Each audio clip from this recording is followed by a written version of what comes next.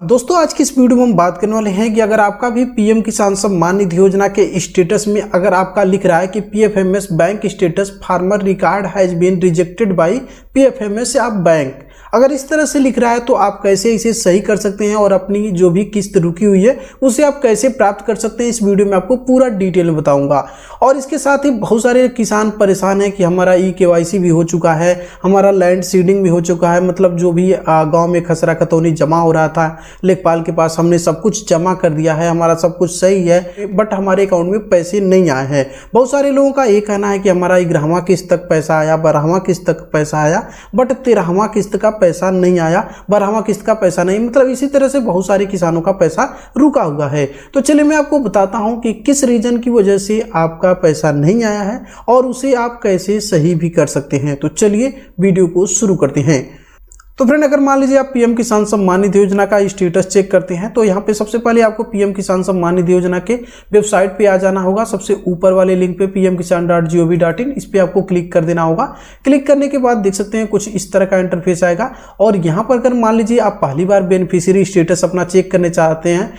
चाहते हैं कि आपका स्टेटस में क्या शो हो रहा है, तो आपको इस वेबसाइट पे आ जाना होगा। इसका लिंक मैं वीडियो के डिस्क्रिप्शन में दे दूंगा और बेनिफिशियरी स्टेटस पे आपको क्लिक कर देना होगा। क्लिक करने के बाद फ्रेंड यहाँ पर देख सकते हैं दो ऑप्शन मिलते हैं, आपको मोबाइल नंबर से आप चेक कर सकते हैं और आप रजिस्ट्रेशन नंबर से चेक कर सकते हैं। यहाँ पे अगर आप मोबाइल नंबर डालेंगे तो मोबाइल नंबर डाल के कैप्चा डाल के गेट डाटा पर क्लिक कर दीजिएगा। उसी तरह से आप रजिस्ट्रेशन नंबर पे क्लिक करके आप यहाँ पे रजिस्ट्रेशन नंबर डाल दीजिएगा और कैप्चा जो यहाँ पे लिखा है उसको डाल के गेट डाटा पर क्लिक कर दीजिएगा। और अगर मान लीजिए आपके पास दोनों चीज़ें नहीं है, रजिस्ट्रेशन नंबर नहीं है और मोबाइल नंबर भी नहीं है, तो आप कैसे रजिस्ट्रेशन नंबर घर बैठे अपने मोबाइल से प्राप्त कर सकते हैं, मेरा पिछला वीडियो देख सकते हैं तो आपको पता चल जाएगा कि रजिस्ट्रेशन नंबर कैसे निकाल सकते हैं, या उसका लिंक भी डिस्क्रिप्शन में मैं दे दूंगा। तो चलिए मैं यहाँ पे जल्दी से अपना रजिस्ट्रेशन नंबर और कैप्चा डाल के गेट डाटा पर क्लिक कर दे रहा हूँ। और गेट डाटा पे क्लिक करने के बाद यहाँ पे ऊपर आपकी पूरी डिटेल आ जाएगी, उसे मैं हाइड करके रखा हूँ, वहाँ पे नाम पता सब कुछ आ जाएगा। उसके बाद यहाँ पे देख सकते हैं आधार डेमो ऑथेंटिकेशन सक्सेस यहाँ पे लिख रहा है और ई-केवाईसी डन यहाँ पे यस लिख रहा है और एलिजिबिलिटी भी यहाँ पे यस लिख रहा है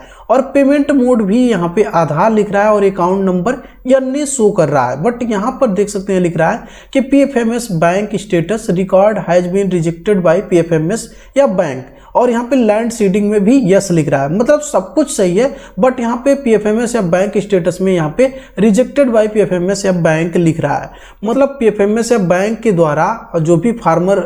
का रिकॉर्ड है वो रिजेक्ट कर दिया गया है। वो यहाँ पे आप देख सकते हैं कि सीधा सीधा लिखा कि farmer record has been rejected by PFMS या बैंक, मतलब फार्मर का जो रिकॉर्ड है वो रिजेक्ट कर दिया गया है पीएफएमएस या बैंक की तरफ से। तो इसे आप कैसे सही कर सकते हैं, बहुत सारे किसानों को मैंने पहले ही बताया था। तो फ्रेंड, इसके पहले मैंने एक वीडियो बनाया था कि अगर इस तरह से आपका प्रॉब्लम आ रहा है तो आपको अपने बैंक में जाना होगा और आपको अपना आधार सीडिंग करवा लेना होगा अपने बैंक अकाउंट में, या अगर आप वहां पे बोल दीजिएगा कि एनपीसीआई करवाना है, मतलब एनपीसीआई का मतलब होता है national payment corporation of India, मतलब कोई भी गवर्नमेंट के द्वारा पैसा आता है तो एनपीसीआई के माध्यम से आता है या डीबीटी के माध्यम से आता है, डायरेक्ट बेनिफिट ट्रांसफर के द्वारा। तो जो भी पहले यहाँ पे पैसे आते थे वो पेमेंट मोड अकाउंट था, अकाउंट में पैसे लोग भेज देते थे और आपके बैंक अकाउंट में पैसे आ जाते थे। बट यहाँ पर अब पेमेंट मोड आधार है, अब आपके आधार के द्वारा ही पैसे आपके अकाउंट में आएंगे। और वहीं पर अगर मान लीजिए आपका डीबीटी इनेबल नहीं रहेगा बैंक के द्वारा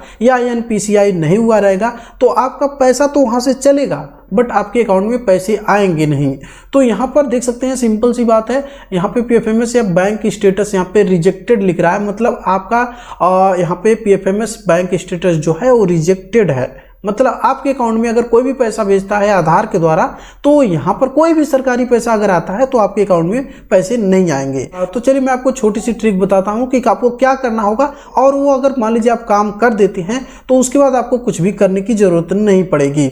और आपके अकाउंट में पैसे भी आ जाएंगे। तो यहाँ पर अगर मान लीजिए आपका रिजेक्टेड लिख रहा है तो आपको एक काम करना होगा, देख सकते हैं यहाँ पे लिखा है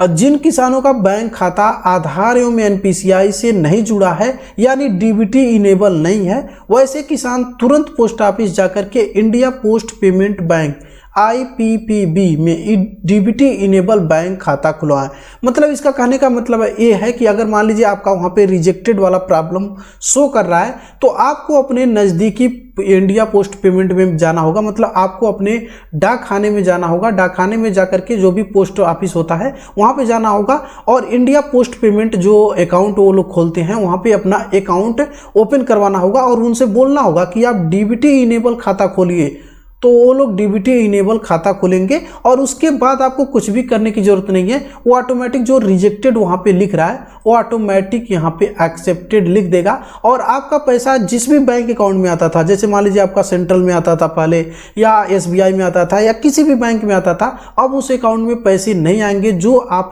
इंडिया पोस्ट पेमेंट का बैंक आपने खोला है उसमें वो आपका पैसा आने लगेगा। क्योंकि बहुत सारे लोगों का मैंने पहले सेंट्रल में आता था, बट उन लोगों का जैसे मान लीजिए कई सारे लोग तो ऐसे हैं जिनका फिनो पेमेंट बैंक में पैसे आ रहे हैं। पहले सेंट्रल में आता था लेकिन अब उनका आधार सीडिंग, मतलब आधार सीडिंग खाता खुलवाए थे वो लोग जो फिनो में खुलवाए थे, तो फिनो में आ रहा है। इसी तरह से एक बंदे का